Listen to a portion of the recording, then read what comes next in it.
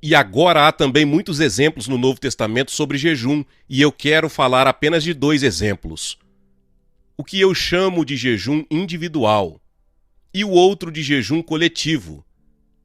E no ministério de Paulo, em 2 Coríntios, capítulo 6, ele dá uma lista das maneiras como ele aprovou a si mesmo como ministro de Cristo. 2 Coríntios 6, versículos 4 e 5.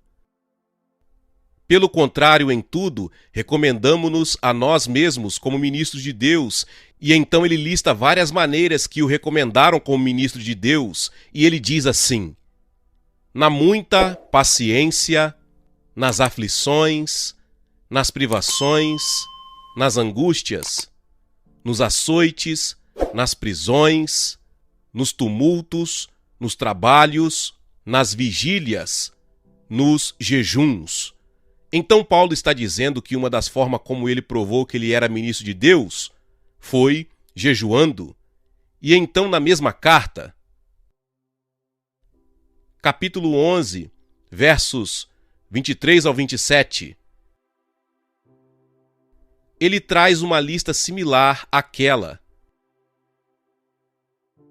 Ele diz: são ministros de Cristo, falo como fora de mim, eu ainda mais. E então ele dá uma lista completa de maneiras de como ele foi o ministro de Cristo.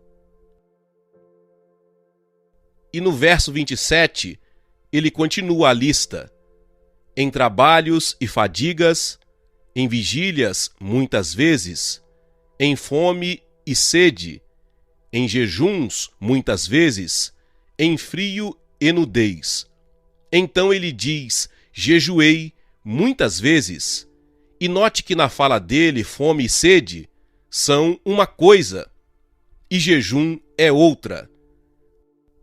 Fome e sede é quando você não come porque não tem o que comer ou beber. Jejum é quando você pode comer, mas você nega. Esta foi uma das formas como o apóstolo Paulo provou a si mesmo como sendo o ministro de Cristo. E eu acredito que os ministros de Cristo deveriam provar a si mesmo desta forma hoje. Eu falei sobre minha própria experiência, mas só mencionei isto. Afinal, não há vantagem nenhuma em pregar sobre isto se você não pratica. Quando eu fui salvo, eu já tinha sido um cristão no nome, mas eu desisti do cristianismo, dei as costas para a igreja, eu estava procurando por respostas para os meus problemas em outros lugares. Mas quando eu fui salvo e batizado no Espírito Santo, eu nem sequer entendi o que me aconteceu e eu tive que ler o Novo Testamento para entender o que tinha acontecido comigo. Mas uma coisa eu acho que no intervalo de um mês, que ficou muito claro para mim, foi que Deus me disse que eu deveria jejuar toda a quarta. Eu não havia lido o diário de Wesley naquela época. Ninguém pregou um sermão para mim, eu não sabia nem onde encontrar sobre jejum na Bíblia. Mas eu simplesmente tinha essa convicção dentro de mim de que eu deveria jejuar toda a quarta. E pelos 4 e 5 anos seguintes até o fim da Segunda Guerra Mundial, toda quarta-feira eu jejuei. Eu estava no deserto, num caminhão com 10 outros soldados, e fomos jogados. Ali, sabe, quando você está no deserto e existe uma sombra, você tem que ficar ali, e quer você queira ou não. E eu fiquei com aqueles soldados. Sabe, nós estávamos no Egito e os muçulmanos tinham um mês que chamavam de Ramadã, você conhece? Quando eles não comem, pelo menos não comem de manhã, eles comem bastante à noite, eles compensam à noite o que eles não comeram de dia. Os outros soldados diziam que era a minha quarta Ramadã, porque não dá para jejuar em segredo quando se está vivendo com pessoas ao redor o tempo todo, você nunca se livra delas. E eu digo que eu nunca teria feito o progresso que eu fiz se Deus não tivesse me mostrado esta chave. Houve um tempo no Quênia onde realizei um trabalho educacional que eu dizia que eu estava muito ocupado para jejuar, tinha muita coisa para fazer, então por algumas semanas eu não jejuei e o resultado foi desastroso. E daí eu decidi que eu nunca poderia estar ocupado demais para jejuar. E eu estou falando de algo que eu experimentei, vocês entendem? Eu creio apaixonadamente no que eu estou falando. Vamos falar de jejum coletivo no Novo Testamento, apenas 2 exemplos no livro de Atos. Atos capítulo 13. Um dos momentos mais significantes na história do livro de Atos, as pessoas chamam isso de o princípio do programa missionário. Na verdade, a palavra missionário não vem do Novo Testamento, a palavra do Novo Testamento é apostólico. E este foi o primeiro envio de apóstolos, registrado no livro de Atos. E aconteceu na cidade de Antioquia. Atos 13, versos de 1 ao 4, diz assim: havia na igreja de Antioquia profetas e mestres: Barnabé, Simeão, Lúcio, Manaém e Saulo, que mais tarde tornou-se Paulo. Então haviam 5 homens que eram reconhecidos como os profetas e mestres. O versículo seguinte diz: e servindo eles ao Senhor e jejuando. Como eles ministravam ao Senhor? Jejuando. Apenas deixando de lado qualquer outra atividade, ficando na presença de Deus, esperando que ele falasse. A Nova Versão Internacional diz: enquanto adoravam ao Senhor e jejuavam. Este é um dos pontos mais cruciais na história da igreja. Como isto aconteceu? Será que eles sentaram para pensar num plano? Ou trabalharam um sistema? Não! Eles deixaram de lado todos os seus esforços e esperaram Deus falar. E a forma como se consagraram foi deixando de lado a comida. Quem sabe por quanto tempo, talvez 1 dia, 2 dias, eu não acredito que foi tão longo, mas eles simplesmente tiraram um tempo desligados de qualquer ocupação e distração, a fim de ouvir de Deus. E Deus falou. Diz: e servindo eles ao Senhor e jejuando, disse o Espírito Santo: separai-me agora Barnabé e Saulo para a obra que os tenho chamado. Então ouviram de Deus a estratégia dele. Sabe qual é o problema da igreja de hoje? É que raramente a igreja segue a estratégia de Deus. Raramente. Temos nossos próprios planos, nossos programas, nossos sistemas, e a maioria deles não foi Deus quem iniciou. E Deus só se compromete a concluir aquilo que ele iniciou. Paulo diz em Filipenses 1,6: estou completamente certo de que aquele que começou a boa obra em vós há de completá-la. Jesus diz: eu sou o Alfa e o Ômega, o princípio e o fim. O que ele começa, ele vai concluir, mas o que ele não começa, não tem compromisso de concluir. O que é importante é descobrir o que Deus está começando, qual é o plano de Deus, como podemos ouvir de Deus. E a igreja antiga estabeleceu o padrão. Eles tiraram tempo de tudo, incluindo de comer. E disseram: temos que ouvir de Deus. E eles ouviram. Deus disse: bem, eu tenho um plano. Eu quero que separem 2 homens, Barnabé e Saulo, e os envie. Não os enviaram imediatamente. Ouçam. Diz então: jejuando e orando, e impondo sobre eles as mãos, os despediram. Então jejuaram de novo. Da primeira vez jejuaram para saber a vontade de Deus. Da segunda vez jejuaram para comprometer aqueles homens a cumprir a vontade de Deus. E o versículo seguinte diz: enviados, pois, pelo Espírito Santo. E a palavra enviados aí vem de uma bela palavra grega que significa enviados e acompanhados. O Espírito Santo não disse apenas vão, disse: vão e eu vou com vocês. E este foi o princípio do ministério apostólico. Naquela época foram chamados de profetas e mestres. Mas no capítulo seguinte de Atos, capítulo 14, verso 14, diz: quando os apóstolos, Barnabé e Paulo, quando eles se levantaram apóstolos, quando foram enviados pela igreja. Veja, o apóstolo é aquele enviado. Isso é tremendamente importante porque isto indica uma forma bíblica de como podemos instituir o ministério apostólico. Quantos de nós acreditam em profetas e mestres? Você acredita que há profetas e mestres na igreja hoje? Eu certamente acredito que existem. Se profetas e mestres esperarem por Deus, jejuando e buscando, isto abre um padrão, uma forma bíblica de Deus enviar apóstolos. Quantos acreditam que pode haver apóstolos na igreja hoje? É uma boa coisa, porque são postos na igreja para aperfeiçoá-la. Se tivessem sido banidos, a igreja nunca estaria completa. Então, no momento mais decisivo daquele período, foi o envio daqueles apóstolos. No que isto resultou?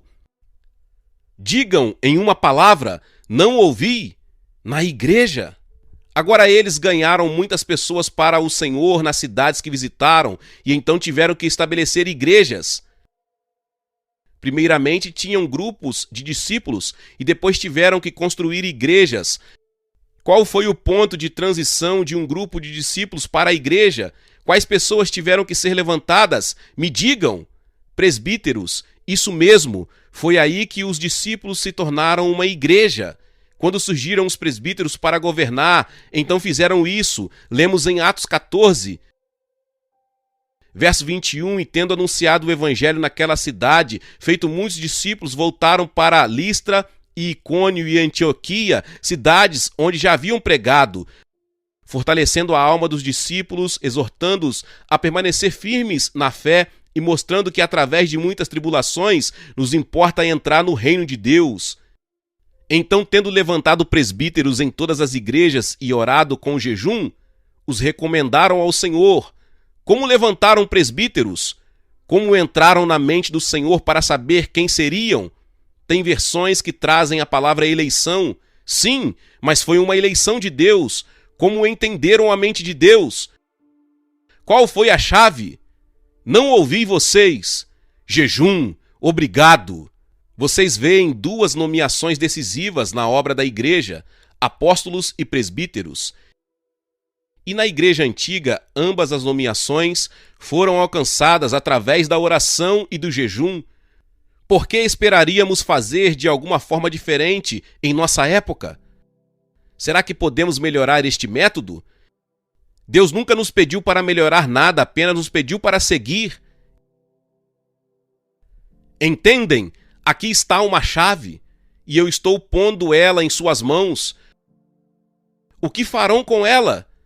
O que os cristãos desta nação vão fazer com esta chave? O que os cristãos da Austrália farão com esta chave? O que os cristãos da Inglaterra farão com esta chave? África do Sul e todas as outras nações onde esta mensagem chegar? Você acha que Deus mudou? Será que encontramos uma maneira melhor? Certo, então agora eu quero apontar duas conclusões. A primeira está na conhecida passagem em 2 Crônicas 7,14. Eu a chamo de esperança para uma nação. Esperança para uma nação. Quantos sabem o que 2 Crônicas 7,14 diz? Muitos, graças a Deus.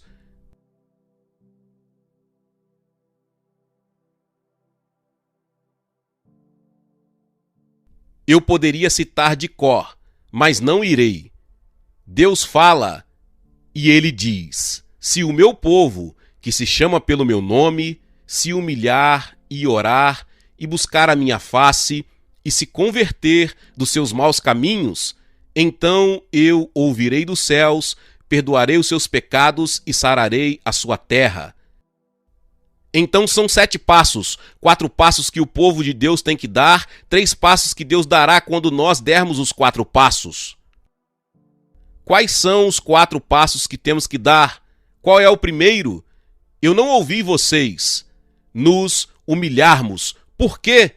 Porque o orgulho é uma barreira para a resposta às nossas orações.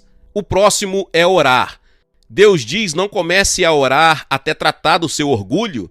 E então ele diz: buscar a minha face. Não significa uma reunião de oração das 8 às 9h30.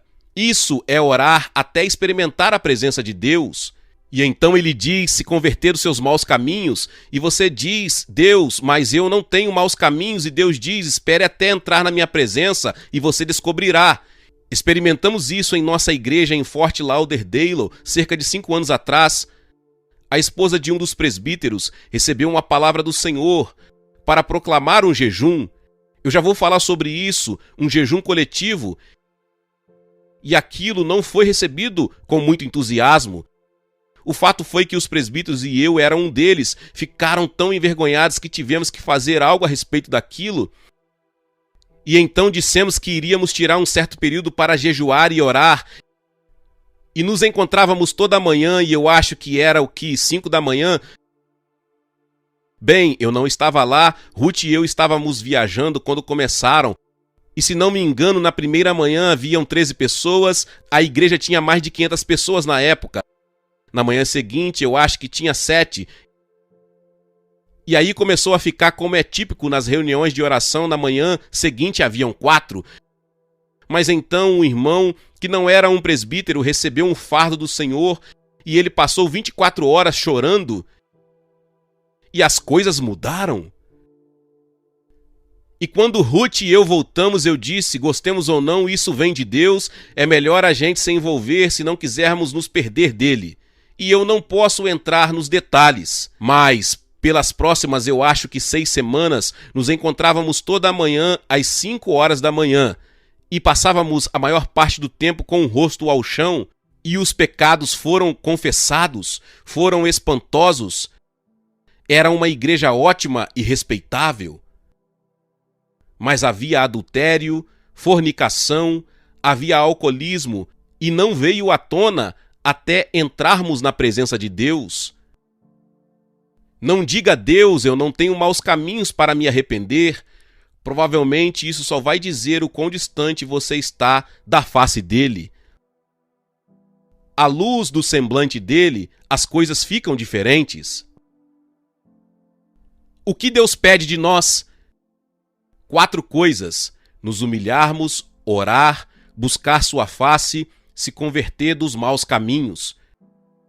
Como é que nos humilhamos? Fazendo o quê?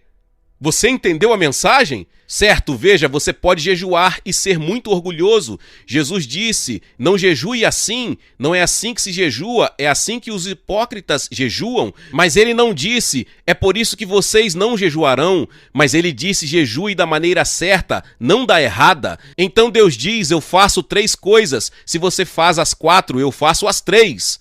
Eu ouvirei, eu perdoarei os pecados e eu sararei a terra. Quantos aqui gostariam de ver a sua terra sarada? Será que Deus já te mostrou um caminho? Será que há um remédio bíblico? Eu creio que há. Vamos para uma última passagem na Bíblia. Joel, capítulo 2. Esta é a passagem de onde as pessoas tiraram a expressão jejum de Joel. Joel 2,15. Tocai a trombeta em Sião, promulgai um santo jejum, proclamai a assembleia solene, congregai o povo, santificai a congregação, ajuntai os anciãos, os filhinhos e os que mamam. É interessante, naquela época tinham crianças de colo e crianças maiores nos encontros. Quase todas as manhãs lá estavam elas, e elas pareciam incomodadas e desapontadas quando seus pais não as acordavam para a oração. Sabe, era um exemplo vivo disso. Vamos continuar. Saia o noivo da sua recâmara e a noiva do seu aposento. Chorem os sacerdotes, ministros do Senhor, entre o pórtico e o altar, e chorem, que digam: poupa o teu povo, ó Senhor, e não entregues a tua herança ao opróbrio, para que as nações façam escárnio dele, porque hão de dizer entre os povos, onde está o seu Deus? Note que, acompanhando, percebemos que ele menciona 3 categorias: os sacerdotes, os ministros e os anciãos. E aqui está, esta é a responsabilidade da liderança na igreja, de dar o exemplo, de tomar a dianteira. Sabem quem são os líderes? As pessoas que vão na frente. Às vezes os ministros estão liderando de trás. Isto não é liderança. Jesus, no Getsêmani, levou seus discípulos consigo. E então tomou 3. E eles pararam e diz que ele foi um pouco mais adiante. Isto é liderança, é ir um pouco mais adiante. Uma vez ouvi um pastor dizer: eu tenho que correr para alcançar o meu povo. Isso não é liderança. Aqui está a responsabilidade da liderança. Agora ouçam a última declaração, onde no mesmo capítulo, versículo 28, e acontecerá depois que derramarei o meu espírito sobre toda a carne, vossos filhos e vossas filhas profetizarão, vossos velhos sonharão e vossos jovens terão visões. Ele diz depois. Depois do quê? Depois do quê? Depois que o povo de Deus atendeu às condições dele. Agora eu sei que Pedro, citando isso no dia de Pentecoste, disse: acontecerá aqui nos últimos dias, mas aquele não era um cumprimento total, era um cumprimento antecipado, e é muito significante porque, naquela passagem em Atos 2, Pedro cita o Senhor dizendo: derramarei do meu espírito, algo do meu espírito, e aquilo que começou no dia de Pentecostes. Mas nesta passagem Deus diz: eu derramarei o meu espírito, não do meu espírito, mas eu liberarei o meu espírito na terra, sobre toda a carne. Irmãos e irmãs, ainda não vimos isto, vimos apenas um pouco salpicado. Há mais de 1 bilhão de muçulmanos na terra que nunca foram tocados pelo Espírito de Deus. Como os alcançaremos? O que libertará o Espírito de Deus? Eu digo a vocês, se vocês já lidaram com o Islã, é uma fortaleza impenetrável. Para uma aproximação natural, você tem que ir pelos meios espirituais. Qual é o programa de Deus? Convoquem um jejum, santifiquem a assembleia. Que os anciãos, os sacerdotes e os ministros mostrem o exemplo. E Deus diz: no meu tempo, quando atenderem minhas condições, eu vou derramar o meu espírito sobre toda a carne. E eu creio que esta é a solução, e eu não acredito que haja outra, e eu creio que Deus nos mostrou na Bíblia o caminho. Vamos curvar as nossas cabeças diante do Senhor. Peça a Deus. Eu quero que você pergunte a Deus. Eu quero que você pergunte a Deus se tudo isso que foi dito vem da parte dele. Ruth e eu estávamos recentemente com Dave, Del, Garrett, no Havaí, são amigos próximos nossos, e Dave graciosamente orou por estes encontros que estamos tendo aqui, e eles disseram que perceberam que Deus estava para falar alto na Nova Zelândia. Eu creio que esta é a mensagem de Deus para a Nova Zelândia e para o mundo. Vamos derramar os nossos corações por um momento diante do Senhor. Glória a Deus, louvado seja o nome do Senhor. Que palavra poderosa. Talvez você chegou até aqui e ouviu esta palavra e ainda não é inscrito aqui no canal. Se inscreva aqui no canal e ative o sininho das notificações. Todos os dias são postados vídeos abençoados aqui no canal para te abençoar. Deixe também o seu like e não se esqueça de compartilhar esta palavra com mais pessoas. Meus irmãos e minhas irmãs, nos vemos nos próximos vídeos. Amém.